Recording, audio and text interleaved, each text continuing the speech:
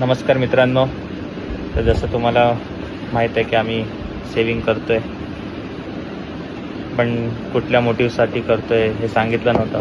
तर आमचं एक छोटंसं एक स्वप्न आहे की आम्ही एक ऑफ रायडिंग हसतेच काय